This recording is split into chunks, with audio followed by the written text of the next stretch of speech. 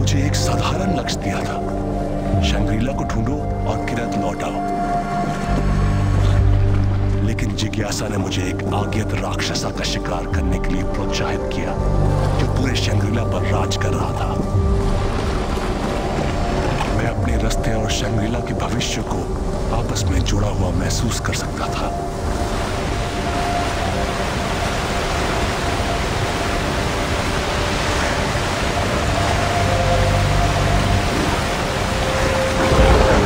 राजा ने शंग्रीला की खोज में कई खोजकर्ताओं को भेजा। हम सोचा करते थे कि क्या वो स्वर्ग में जीवन बिता रहे हैं या उन्हें मौत का सामना करना पड़ा।